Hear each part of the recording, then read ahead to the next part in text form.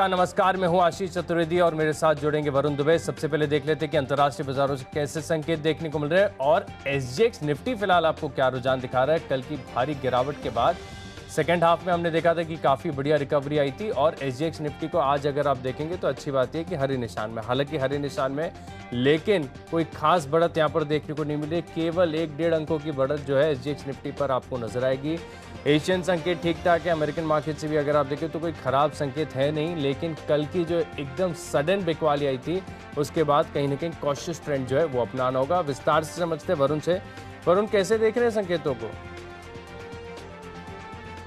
देखिए, सुबह सुबह तो ठीक है संकेत आशीष, और अब हमेशा हमको यही बोलना पड़ेगा, हमारे शो चालू करने से पहले तो संकेत ठीक थे, उसके बाद क्या हो जाए कुछ भरोसा नहीं, क्योंकि इस तरह की वॉलेटिलिटी देखने मिल रही है। कल आप हैंडसाइन देखिए, जब हम शो शुरू कर रहे थे तब 300 पॉइंट ऊपर था, अचानक 100 पॉइंट गिर गया, बंद होते तो फिर 300 पॉइंट ऊपर था, और आज भी इसी तरह का माहौल देखने मिल रहा है। खासकर हैंडसाइन का मार्केट यहीं आपको सबसे ज्यादा नजर रखती है, जहाँ पे शुरुआत 700 पॉइंट के आसपास की तेजी के साथ हुई थी, अब महज 400 साढ़े 400 पॉइंट के आसपास की तेजी रह चुकी है, और एसजीएक्स निफ्टी जो है अब लाल निशान में फिसल चुका है। तो ये थोड़ी बहुत दिक्कत है। यूएस के मार्केट्स, सबकी नज़र फेड की पॉलिसी पे थी, वहाँ ब्याज दरों में कोई बदलाव नहीं, एसेट खरीदारी में कोई भी बदलाव नहीं किया गया। वहाँ कहा गया कि फिलहाल दरें बदलने की कोई विचार नहीं किया जा रहा है, तो वहाँ संकेत अच्छे थे। कोई बहुत बड़ा नेगेटिव या पॉजिटिव सरप्राइज निकल के नहीं आया फेड की पॉलिसी से। इसके लिए आप देख रहे थे कि यूएस की मार्केट भी जो है वो एक दायरे में ट्रेड कर रहे थे। तो कोई बहुत बड़े ग्लोबल क्यूज नहीं है यूएस या यूरोप के मार्केट से। जो भी क्यूज है हैंगसेंग के मार्केट से है, उसको आपको दिन भर टैग करना पड़ेगा क्योंकि इसका कोई रुझान वहाँ देखने मिलता है। लेकिन आशीष, आज मैं बेट कर रहा हूँ एक्सपायरी पे, क्योंकि मंथली एक्सपायरी है और इसके पहले हमने देखा पिछले 4-5 ट्रेडिंग सेशन में लगातार दबाव देखने मिला था। तो शायद हो सकता है कि आपको आज एक शॉर्ट कवरिंग देखने मिलेगी, और खासकर सेकेंड हाफ में हो सकता है कि शॉर्ट कवरिंग देखने मिले। इसके लिए मैं आज सबके सब खरीदारी के कॉल्स ले रहा हूँ। वैसे भी हमारी टीम में तो खरीदारी के कॉल्स ज़्यादा रहते हैं। आशीष, आपकी रणनीति क्या है? देखिए, मेरा भी मानना ये, क्योंकि कल के बाजार में भी अगर आप देखें तो काफ़ी सारे स्टॉक्स ऐसे थे जहां पर आपको एक्शन देखने को मिला, ब्रेकआउट आया, तेजी आई। इतने कमज़ोर बाजार में भी काफ़ी सारे सेक्टर्स ऐसे थे जहां पर खरीदारी का रुझान था। हालांकि ढेर सारे स्टॉक्स उनमें ऐसे भी थे जहां पर काफ़ी बड़ा ब्रेकडाउन देखने को मिला। तो मेरी रणनीति ये होगी कि आप जो है खरीदारी पर फोकस करें, लेकिन बाजार में अगर सडनली गिरावट आती है तो कुछ शॉर्ट आइडियाज़ भी आपके पास होना चाहिए। ऐसा ना हो कि आप केवल सिर्फ अपने लॉन्ग ट्रेड्स को नुकसान में जाते हुए देखें। आप तुरंत अपनी पोजीशंस रिवर्स करके आप जो शॉर्ट कॉल्स है वहां पर भी फोकस करके चल सकते हैं। तो मेरे पास आज जो है 9 स्टॉक्स खरीदारी के होंगे। केवल एक स्टॉक मैंने बिकवाली का चुना है, लेकिन पहले बता देता हूँ कि कंडीशनल सेल है, ज़्यादा गिरावट उसमें आ चुकी है, लेकिन बाजार अगर गिरता है तब वहां पर फोकस बनाकर चलेंगे। तो चलिए फिर आज की जो लिस्ट है उसके साथ शुरुआत कर लेते हैं, और हमारी पहली कैटेगरी होती है कैश का स्टॉक, और यहाँ पर मैंने चुना हिम्मत सिंह का सीड। इस स्टॉक पर आपको खरीदारी करनी चाहिए। कल के सत्र में अगर आप देखें तो काफ़ी बढ़िया ब्रेकआउट देखने को मिला। ये पूरा सेक्टर अगर आप देखें तो बहुत ज़्यादा बजिंग होते हुए नजर आ रहा है। एक और इसी सेक्टर से जुड़ा हुआ स्टॉक मैंने अपनी लिस्ट में शामिल किया था। 2 स्टॉक और आइडेंटिफाई किए थे, लेकिन उनमें से 5% का सर्किट था और कल 5% के तेज़ी के साथ ये दोनों स्टॉक बंद हुए थे, तो मैंने उन दोनों आइडियाज़ को छोड़ दिया। लेकिन मैं मान रहा हूँ कि टेक्सटाइल स्पेस पर आपको फोकस बनाकर रखना चाहिए। यहाँ पर कुछ न कुछ अच्छा खबर या फिर कुछ न कुछ पॉजिटिव होने के डेवलपमेंट की उम्मीद है। अच्छे ब्रेकआउट यहाँ पर देखे जा रहे हैं, तो हिम्मत सिंह का सीड यहाँ पर आप खरीदारी करके चल सकते हैं। करीब करीब 259 के आसपास की क्लोजिंग है। 272 रुपये के लक्ष्य लिए आप खरीदारी करेंगे और 253 रुपये का आपको स्टॉप लॉस लगाना है। डेफिनेटली आशीष, बेहतरीन फंडामेंटल वाला स्टॉक है ये, और हमारे यहाँ ये एसआईपी स्टॉक में भी बताया गया था, मेरे ख्याल से 150 के लेवल के आसपास बताया गया था, और वहाँ से ऑलरेडी 100 रुपये के आसपास की तेजी जो है ये काउंटर दिखा चुका है। तो बेहतरीन फंडामेंटल वाला काउंटर, आगे और भी तेजी जारी रहेगी आशीष को लगता है। चलिए, कैश का जो काउंटर जो मुझे पसंद है वो है फूडको। देखिए, 2 दिन से ओएफएस चल रहा था, तो उसका इम्पैक्ट आपको फूडको के काउंटर में देखने मिल रहा था, इसके लिए लगातार गिरावट इस काउंटर में हो रही थी। ओएफएस खत्म हो चुका है। रिटेल का हिस्सा हालांकि थोड़ा कम बढ़ा है 27% के आसपास, लेकिन ओवरऑल सब्सक्रिप्शन अगर आप देखेंगे तो करीब 2.9 टाइम्स आया है। और इसके पहले कि जितने ओएफएस आप निकाल के देख लीजिए, ज़्यादातर शेयर जो है वो ओएफएस के प्राइस के ऊपर ही ट्रेड करते हैं। तो ये एक बहुत बड़ा संकेत है कि यहाँ से आपको फूडको के दाम में अच्छी खासी बढ़ोतरी देखने मिलेगी। आज के लिए तो 47.5 का लक्ष्य लेके आप चल सकते हैं 44 के स्टॉप लॉस के साथ, लेकिन अगर आप इसको पोर्टफोलियो में रख सकते हैं तो थोड़े अच्छे रिटर्न के लिए आप इसको रखिएगा। जितने भी ओवरफेस आज तक आए हैं ना, सबके सब अपने ओवरफेस प्राइस के ऊपर ट्रेड कर रहे हैं, तो ये एक बहुत बड़ा संकेत है। पोर्टफोलियो में रखने लायक स्टॉक है, लेकिन इंट्राडे के लिए 47.5 के लक्ष्य आप खरीदारी कर सकते हैं। बात करते हैं फ्यूचर्स की, तो फ्यूचर में महानगर गैस, यहाँ पे आपको खरीदारी करना है। बेहतरीन नतीजे इस कंपनी ने पेश किए, हर पैमाने पे नतीजे जो है वो अच्छे हैं। आप देखिए, रेवेन्यूज हमारे अनुमान से बेहतर 615 करोड़ के आसपास के आए हैं। सबसे बड़ा सरप्राइज था कंपनी का मार्जिन 49% के आसपास आया है। हमारा अनुमान था कि 43%, यानी कि मार्जिन गिरेंगे, क्योंकि जो एलएनजी की कीमतें बढ़ी है, कच्चे तेल की कीमतें बढ़ी है, उसका इम्पैक्ट होना था। लेकिन कहीं न कहीं इस कंपनी ने जो दाम बढ़ाए हैं, उसका फ़ायदा हो रहा है, और जो कॉस्ट में कंट्रोल किया है, उसका काफ़ी हद तक इम्पैक्ट जो इस कंपनी के नतीजों पे देखने मिला। इसके लिए ब्रोकरेज हाउसेस भी इस कंपनी के नतीजों को लेके काफ़ी बुलिश है। मुझे लगता है आज इस काउंटर में आपको बेहतरीन तेज़ी देखने मिलेगी। 1170 के लक्ष्य के लिए आपको खरीदारी करना है, 1100 का स्टॉप लॉस रखना है। एमजीएल के साथ आईजीएल, गुजरात गैस पे भी नज़र रखिएगा, वहाँ पे भी भरपूर एक्शन हो सकता है। तो चलिए फ्यूचर्स में मैंने जो है बिकवाली वाला स्टॉक चुना, और शो की शुरुआत में जिस स्टॉक की चर्चा हम कर रहे थे कि आपको कंडीशनल सेल के तौर पर अपनी फोकस लिस्ट में शामिल करना है, वो है कोटक महिंद्रा बैंक। कल के सत्र में अगर आप देखें तो करीब करीब 3% की गिरावट यहाँ पर देखने को मिली। आखिरी 1 घंटे 1.5 घंटे में हमने देखा था कि बाजार में बढ़िया रिकवरी आई, स्टॉक्स ने भी जो है रिकवरी में पार्टिसिपेट किया। लेकिन कोटक महिंद्रा बैंक जो है दिन के निचले स्तर के करीब जो है बंद हुआ, यानी ये दर्शाता है कि स्टॉक में जो है वीकनेस आपको साफ नजर आएगी। अब टेक्निकल की चर्चा करके देखें तो टेक्निकल देखिए, इस डेली चार्ट पर आपको एक डिसेंडिंग ट्रायंगल फॉर्मेशन नजर आएगा। इस डिसेंडिंग ट्रायंगल फॉर्मेशन के नीचे कल के सत्र में ब्रेकआउट हुआ, और जैसा कि मैंने आपको बताया कि डे लो के पास में बंद हुआ है, तो यानी जो बेड्स हैं अब पूरे कंट्रोल में स्टॉक पर आते हुए नजर आ रहे हैं, और यहाँ पे फर्दर आपको गिरावट देखने को मिलेगी। लेकिन एक रिस्क यही है कि जब भी बेरिश स्ट्रक्चर नेगेट होते हैं तब तेजी बड़ी जोर की आती है, क्योंकि वहाँ पर जो शॉर्ट होते हैं वो भी ट्रैप होते हुए नजर आते हैं। बाजार काफ़ी ज़्यादा गिर चुका है, लेकिन अगर आप आज देखें कि बाजार में गिरावट बढ़ रही है, निफ्टी बैंक में गिरावट बढ़ रही है, तब आप इस स्टॉक पर फोकस करके चल सकते हैं शॉर्ट आइडिया के तहत। तो कोटक महिंद्रा बैंक मैं मान रहा हूँ कि फ्यूचर्स में बिकवाली कर सकते हैं 1623 रुपये के लक्ष्य के लिए। थोड़ा सा कंजर्वेटिव लक्ष्य मैंने दिया, क्योंकि स्टॉक जैसे कि मैं बार बार बता रहा हूँ कि ऑलरेडी काफ़ी ज़्यादा गिर चुका है, इसके लिए थोड़ा सा कभी कभी एक बाउंस बैक देखने को मिल सकता है। लेकिन सेफर साइड आपको स्टॉप लॉस लगाना है केवल 10-12 रुपये, 1664 रुपये का। गिरावट एक्सपेक्टेड है, स्ट्रक्चर कमजोर है, स्ट्रक्चरल ब्रेकडाउन हुआ है, कोटक महिंद्रा बैंक में शॉर्ट पोजीशंस लेंगे। अब बारी है आज के बेस्ट ऑप्शन की, और यहाँ पर मैंने चुना है स्टील स्टॉक सेल दिग्गज। यहाँ पर आपको खरीदारी करके चलनी चाहिए। जिस प्रकार से सभी मेटल स्टॉक्स में अगर आप देखें तो स्टील सेक्टर के जो स्टॉक्स हैं वहाँ पर काफ़ी बढ़िया टेक्निकल स्ट्रेंथ नज़र आ रही है। टाटा स्टील भी बढ़िया लग रहा है, जेएसडब्ल्यू स्टील भी अच्छा लग रहा है। लेकिन मैंने देखा है कि हर बार जब भी तेज़ी आती है तब सेल जो है, क्योंकि सस्ता है भाव के हिसाब से, तो एक बढ़िया यहाँ पर आउट परफॉर्मेंस देखने को मिलता है। हालांकि इसका लॉट साइज बहुत बड़ा है, तो थोड़ा कॉशियसली ट्रेड करेंगे। 134.50 के आसपास की जो है कैश में क्लोजिंग चल रही, तो मैंने क्या किया 135 रुपये का जो कॉल ऑप्शन है इसे चुना है, क्योंकि आज के आज ही एक्सपायरी है। तो आपको स्टॉप लॉस का जरूर ध्यान में रखना है, क्योंकि जैसे ही अगर आउट ऑफ द मनी हो गया तो 1-1.5 बजे के बाद ऑप्शन की वैल्यू हो जाएगी 0, भारी भरकम नुकसान हो सकता है। तो कॉशियसली ट्रेड करेंगे इसमें। 90 पैसे का स्टॉप लॉस ये आप जरूर ध्यान में रखिएगा, और मैं मान रहा हूँ कि यहाँ से आपको करीब 1.5 से 2 रुपये तक की तेजी देखने को मिल सकती है। ऐसे में इस कॉल ऑप्शन की जो वैल्यू है वो 2 रुपये 10 पैसे, 2 रुपये 25 पैसे तक जा सकती है। तो 135 का कॉल ऑप्शन खरीदकर आप तेजी की पोजीशंस बनाएंगे सेल में। चलिए, तो सेल में तेजी की पोजीशन बनानी है, और मेरे तरफ से जिस स्टॉक में तेजी की पोजीशन बनानी है ऑप्शंस में, वो है विप्रो। आज जितने भी आईटी काउंटर्स है ना, उनमें आपको जम के तेजी देखने मिल सकती है। क्यों? क्योंकि कॉग्निजेंट के नंबर्स आए हैं और दमदार नंबर्स है। रेवेन्यू ग्रोथ देखिए 4.2% की है, जबकि अनुमान लगाया जा रहा था कि 1.3% का आएगा। कैलेंडर ईयर 2022 का कांस्टेंट करेंसी रेवेन्यू गाइडेंस जो है उसको बढ़ाया गया है। पहले 5.7 से 7.5 था, अब इसको बढ़ा के 9 से 10% का कर दिया है। सीधे 300 बेसिस पॉइंट के आसपास का इंप्रूवमेंट किया है इन्होंने। तो इसका इम्पैक्ट जो है आपको अक्रॉस आईटी स्टॉक देखने मिलेगा। विप्रो के काउंटर में खरीदारी कीजिएगा। हालांकि अगस्त का, यानी कि अगले महीने का जो 590 का कॉल ऑप्शन है वो आपको खरीदना है। 21 के लक्ष्य के लिए 15.5 का आपको एक स्टॉप लॉस भी रखना है। तो आईटी काउंटर्स को आप अपने रडार पर रखिएगा। कॉग्निजेंट के दमदार नंबर्स के बाद यहाँ पे आपको तेजी देखने मिल सकती है। चलिए, तो कैश, फ्यूचर्स और ऑप्शंस के स्टॉक्स हम आपको बता चुके हैं। चलिए लिस्ट को आगे बढ़ाते हैं। अगली कैटेगरी है टेक्नोपिक, वरुण से जानते हैं। ओके, टेक्निकली मुझे एक स्टॉक पसंद है, वो है एसबीआई लाइफ। देखिए आशीष, इस कंपनी के 26 तारीख को नतीजे आए थे, उसके बाद लगातार 2 दिनों से इस काउंटर में अच्छी खासी तेजी देखने मिल रही है। टेक्निकल ब्रेकआउट देखने मिल रहा है। इनफैक्ट सिर्फ एसबीआई लाइफ नहीं, पूरा लाइफ इंश्योरेंस सेक्टर अगर आप निकाल के देखेंगे तो भले वो जनरल इंश्योरेंस हो, भले वो लाइफ इंश्योरेंस हो, वहाँ पे आपको अच्छी खासी तेजी देखने मिलेगी। मुझे लगता है इस तेजी को आपको राइड करना चाहिए। अगला लेवल जो इस काउंटर में देखने मिलेगा वो 1180 का देखने मिलेगा। स्टॉक जो है अपने 52 हाई के आसपास ट्रेड कर रहा है, तो इसके लिए आप यहाँ खरीदारी करके चल सकते हैं। 1110 का आपको स्टॉप लॉस रखना है। लाइफ इंश्योरेंस स्टॉक या फिर पूरा इंश्योरेंस स्पेस जो है वहाँ पे नजर रखिएगा। कुछ ना कुछ तो चल रहा है जिसकी वजह से सारे स्टॉक जो है वो तेजी में, खासकर एसबीआई लाइफ बेहतरीन तेजी है, तेजी जारी रह सकती है।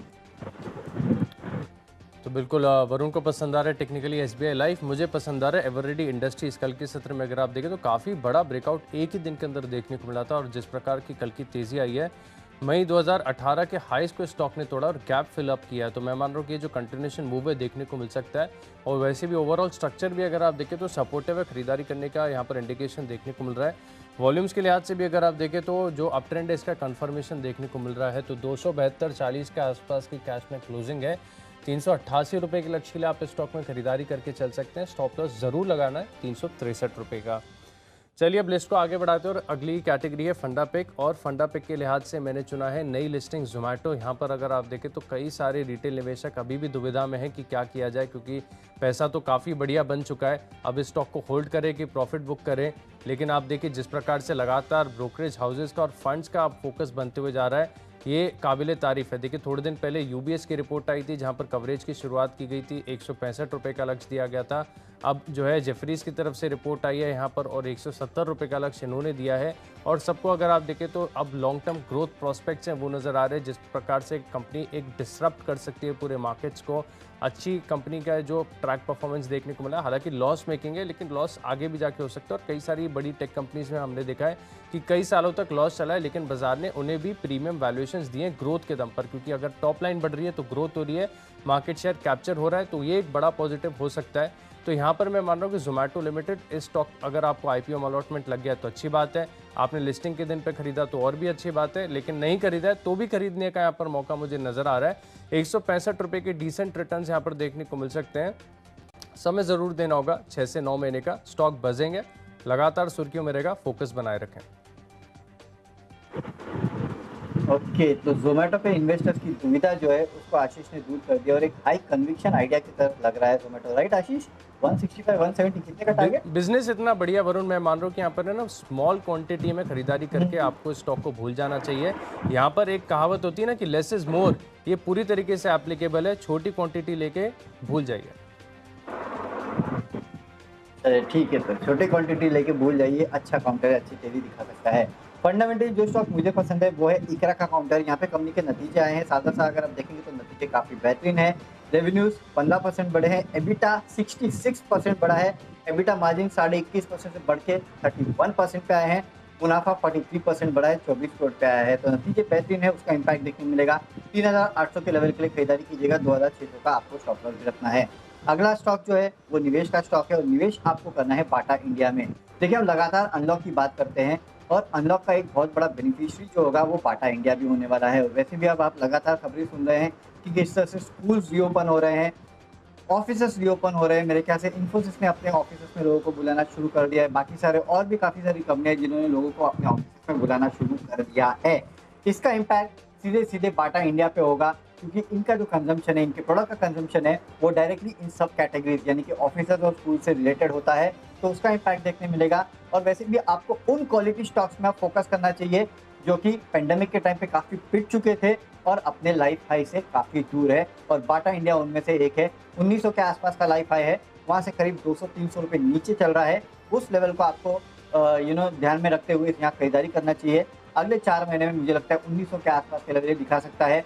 ओपन अप हो रहे हैं, याद रखिए फेस्टिवल सीजन भी सामने आ रहा है, उसका भी इम्पैक्ट देखने मिलेगा। हालांकि काफ़ी ज़्यादा सेल्स नहीं होती इनकी फेस्टिवल में, लेकिन थोड़ा बहुत इम्पैक्ट जो सेंटिमेंटल है वो यहाँ पे आपको देखने मिल सकता है। 1900 के लेवल के लिए खरीदारी कीजिएगा।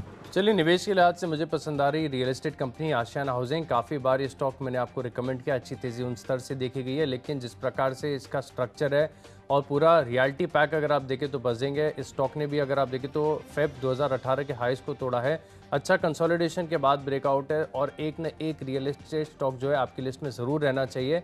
12 महीने का समय देंगे तो स्टॉक जो है 235 के पार जाएगा, पूरा फोकस बनाकर चलें। चलिए अब अगली कैटेगरी है खबरों के दम पर, और खबरों के दम पर मैंने चुना है टाटा मोटर्स। हालांकि स्ट्रक्चर सपोर्टिव नहीं है, लेकिन खबर अच्छी है। खबर अच्छी ये है कि कंपनी पीवी सेगमेंट्स में कीमतें बढ़ा रही है, लगातार जो लागत खर्च बढ़ रहा है उसको नेगेट करने के लिए ये कीमतें बढ़ाने जा रहे हैं, और ये कहीं ना कहीं अगर आप देखें तो पूरे सेक्टर के लिए पॉजिटिव हो सकता है, क्योंकि आगे जाके दूसरी ऑटो कंपनीज भी इसको फॉलोअप करती हुई नजर आएंगी। गिरावट ज़्यादा आ चुकी है, लेकिन 292 रुपये के लक्ष्य लिए आप खरीदारी करके चल सकते हैं अभी भी, और केवल 4-5 रुपये नीचे, क्योंकि हम ट्रेंड के अगेंस्ट जा रहे हैं, इसके लिए स्टॉप लॉस होगा छोटा। 4-5 रुपये का स्टॉप लॉस लगाकर आप टाटा मोटर्स में खरीदारी करेंगे। चलिए, तो खबरों के दम पे आपको टाटा मोटर्स खरीदना है। मेरे तरफ से खबरों के दम पे आपको आइजैक हेवी इंजीनियरिंग ये काउंटर में खरीदारी करना है। 820 के लेवल आपको इंट्राडे में देखने मिल सकते हैं। 770 का आपको स्टॉप लॉस रखना है। तो सर खबर आई है कि इस कंपनी की एक जेवी है आइजैक हिताची ज़ोम लिमिटेड को एक महत्वपूर्ण ऑर्डर मिला है। तो उस ऑर्डर का इम्पैक्ट जो है आज आपको इंट्राडे में इस काउंटर में देखने मिल सकता है। खरीदारी करके चलेगा 820 के लक्ष्य के लिए 770 का आपको स्टॉप लॉस रखना है। तो चलिए, खबरों के दम पे तो स्टॉक जो हमको पसंद है वो हमने बता दिए हैं। आ रही है आखिरी कैटेगरी यानी माई चॉइस की, और यहाँ पर मैंने पहला स्टॉक चुना है एलजी बाला। इस स्टॉक पर आपको फोकस करना चाहिए। ऑटो एंसिलरी स्पेस से जुड़ी हुई कंपनी, और कल के सत्र में अगर आप देखें तो शानदार ब्रेकआउट देखने को मिला है। पिछले 3 सत्रों में अगर आप देखें तो more than 20 day average volume से इसमें खरीदारी देखने को मिल रही है। यानी मैं मान रहा हूँ कि स्मार्ट हैंड्स इस स्टॉक को अक्यूमुलेट कर रहे हैं हर गिरावट पर। तो यहाँ पर तेज़ी देखने को मिल सकती है। 550 रुपये के लक्ष्य के लिए आप इस स्टॉक में खरीदारी करेंगे। 527 रुपये का, यानी बहुत ही टाइट स्टॉप लॉस आपको लगाकर चलना है। अगला स्टॉक है मेरी लिस्ट में अरविंद लिमिटेड। यहाँ पर भी नज़र रखिएगा। जिस प्रकार से पूरे टेक्सटाइल स्पेस के स्टॉक्स में खरीदारी देखी जा रही है, इस स्पेस पर भी आप नज़र रखें। अरविंद लिमिटेड में खरीदारी करनी है। अच्छी तेज़ी यहाँ पर देखने को मिल सकती है। कल भी अगर आप देखें तो बढ़िया मूव आया था। 106 रुपये के आसपास की क्लोजिंग है। 112 रुपये के लक्ष्य के लिए आप इस स्टॉक में खरीदारी करेंगे। स्टॉप लॉस लगाएंगे केवल 3 रुपये नीचे, यानी 103 रुपये का। और आखिरी स्टॉक है मेरी लिस्ट में ओरिएंटल कार्बन एंड केमिकल्स। इस स्टॉक पर भी नजर रखें। स्ट्रक्चर काफी बढ़िया है। इंडिकेटर्स यही इशारा कर रहे हैं कि स्टॉक में एक बढ़िया मूव देखने को मिलेगा। इंट्राडे में भी अच्छी तेजी देखने को मिल सकती है। तो 1155 रुपये के लक्ष्य के लिए आप इस स्टॉक में खरीदारी करेंगे, और केवल 10 रुपये नीचे 1113 रुपये का आपको स्टॉप लॉस लगाना है। चलिए, माई चॉइस में मेरे तीनों बाई कॉल्स है। उसमें सबसे पहले आरपीजी लाइफ। इस कंपनी के नतीजे देखिएगा। साल दर साल मुनाफा जो है 9 करोड़ से बढ़ के 13 करोड़ पे आया, लेकिन क्वार्टर क्वार्टर देखे 7 करोड़ से बढ़ के 13.5 करोड़ पे आया। तो कहीं ना कहीं काफी कम ऐसी कंपनीज आपको देखने मिलेगी जहाँ साल दर साल से ज्यादा बेहतर ग्रोथ आपको क्वार्टर क्वार्टर देखने मिली। और उसमें से आरपीजी लाइफ एक कंपनी है। स्टैंड आउट रिजल्ट है इस कंपनी के। मेरे ख्याल से बहुत बेहतरीन तेजी इस काउंटर में बन सकती है। 500 रुपये के लक्ष्य के लिए इंटरनेट में खरीदारी कीजिएगा 478 की स्टॉप लॉस के साथ। लेकिन मुझे लगता है इससे भी ज्यादा तेजी जो है आज की ट्रेडिंग सेशन में आपको इस काउंटर में देखने मिलेगी। अपोलो टायर्स अगला ये काउंटर है जहाँ पे आपको खरीदारी करना है।